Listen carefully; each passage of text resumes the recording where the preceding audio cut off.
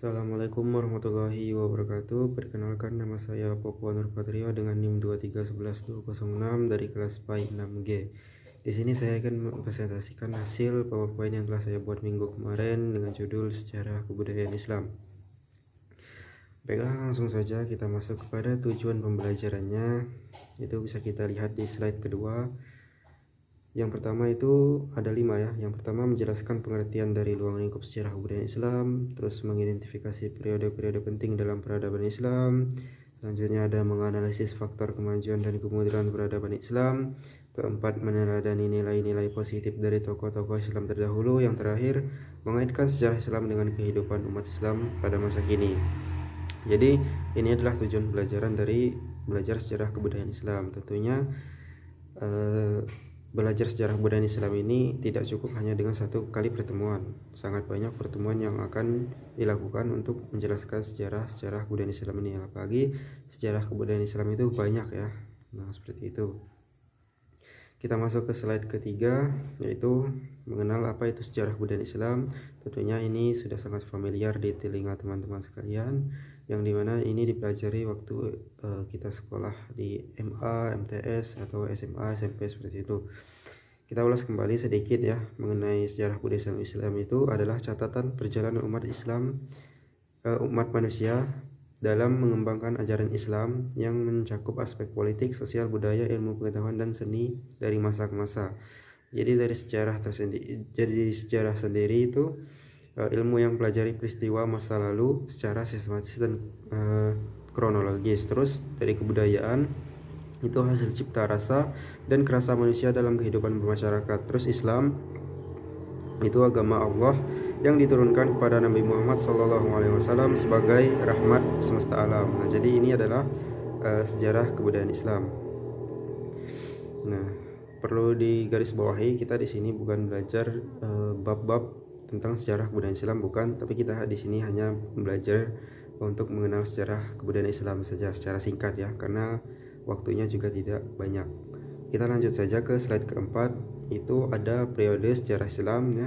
Di sana ada periode Nabi Muhammad SAW, Khulafaur Rasyidin, dinasti Umayyah, terus ada dinasti Abbasiyah. Jadi yang pertama itu ada periode Nabi Muhammad SAW 610 sampai 632 Masehi. Jadi ada periode Mekah dan ada periode Madinah. Di sana juga ada kejadian-kejadian yang terjadi pada periode itu ya, yang dimana seperti wahyu pertama ya yang ada di periode Mekah. Terus periode Madinah juga ada perang-perang Badar, Uhud, dan Khanat, dan seterusnya ya. Di sana dijelaskan tentang perjalanan Nabi Muhammad kita SAW dalam menegakkan agama Islam. Nah, ini biasanya dijelaskan di bab-bab awal sejarah kebudayaan Islam. Terus selanjutnya kita biasanya belajar tentang Khulafaur Rasyidin, itu 632 sampai 661 Masehi. Nah, Khulafaur Rasyidin sendiri terdiri dari 4 orang, yaitu Abu Bakar As-Siddiq, ada Utsman bin Affan, Umar bin Khattab, dan Ali bin Abi Thalib. Dari keempat Khulafaur Rasyidin ini juga dijelaskan pelajaran apa yang bisa kita ambil dari kepemimpinan mereka, terus apa saja yang bisa kita ambil hikmahnya. Nah, seperti itu. Ini juga dijelaskan biasanya di bab-bab awal, di pertemuan kedua. Terus selanjutnya kita mengenal dinasti Umayyah. Itu ibu kotanya di Damaskus, Syria. Pendirinya Muawiyah bin Sufyan. Nah, jadi di sini di dinasti Umayyah ini itu ada ekspansi wilayah dari Spanyol, Andalusia hingga Asia Tengah dan India ya. Terus ada arsitektur Islam seperti Masjid Umayyah di Damaskus dan Kubah Sahirah di Yerusalem. Terus ada Arabisasi, ada kekuatan laut juga. Terus untuk faktor keruntuhannya kita bisa lihat di sini ya sedikit. Ada nepotisme dalam pemerintahan, ketimpangan sosial antara Arab dan non-Arab, terus pertentangan suku dan golongan, lemahnya khalifah-khalifah terakhir, pemberontakan kaum Abbasiyah. Nah, jadi di sini kita akan mempelajari tentang faktor-faktor keruntuhan dan juga kemajuan-kemajuan pada zaman dinasti Umayyah. Terus ada dinasti Abbasiyah yang dimana bisa disebut dengan masa keemasan Islam. Di situ diajarkan tentang tokoh-tokoh terkemuka ya, dan juga pengembangan ilmu-ilmu atau penemuan ilmu-ilmu yang ditemukan oleh tokoh-tokoh tersebut.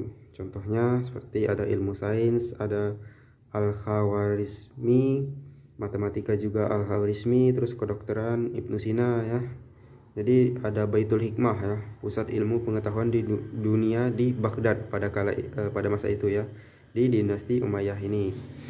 Terus selanjutnya kita bisa tahu ya di faktor kemajuan peradaban Islam yang dimana dulu itu semangat belajar masih sangat besar ya. Semangat belajar masih sangat besar karena dulu itu teknologi tidak seperti sekarang ya. Sekarang gabut sedikit buka HP langsung scroll TikTok atau main game. Kalau zaman dulu enggak. Zaman dulu tuh kalau gabut baca buku untuk menambah ilmu pengetahuan, untuk mengetahui juga agar tidak dibodoh-bodohi lah pada masa itu ya. Karena orang pintar itu sangat penting pada masa itu. Ada banyak ya faktor kemajuan peradaban Islam, dukungan pemerintah, terus bahasa Arab sebagai pemersatu, stabilitas ekonomi, hukum dan keadilan, toleransi dan keterbukaan di sana akan dipelajari ya. Nah selanjutnya ada ilustrasi peta penyebaran peradaban Islam juga. Di sini adalah puncak kejayaannya ya. Jadi peradaban Islam membentang dari semenanjung Liberia, Spanyol di barat hingga Kepulauan Nusantara Timur, meliputi lebih dari 30% wilayah dunia. Di sini kita bisa lihat ya, dari Spanyol, Andalusia sampai India. Di tengah-tengahnya itu ada Arab ya sebagai pusatnya. Terus selanjutnya di slide ke-12 ada tokoh-tokoh ilmuwan muslim terkemuka ya. Jadi ini juga bisa dipelajari. Itu ada tokoh-tokohnya dan juga penemuan-penemuan mereka. Sebenarnya sejarah kebudayaan Islam ini banyak ya, mempelajari banyak tentang sejarah. Bahkan sekarang tuh ada yang mempelajari sejarah kebudayaan, sejarah masuknya Islam ke Bangka Belitung. Cuman di sini saya hanya akan menjelaskan sedikit, mengenalkan sedikit tentang sejarah kebudayaan Islam di bab-bab awal saja.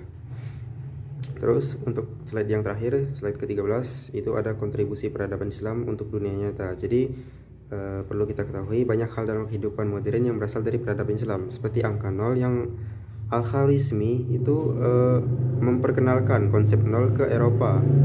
Nah selanjutnya Eropa baru merevolusi matematika dunia. Jadi sebenarnya tokoh Islam yang pertama kali memperkenalkan angka 0, tapi yang merevolusinya tokoh Eropa. Jadi yang terkenal itu orang-orang Eropa, seperti itu ya.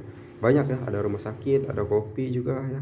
Kopi pertama dikembangkan di Yaman ya pada abad ke-9 ya oleh umat Islam ternyata.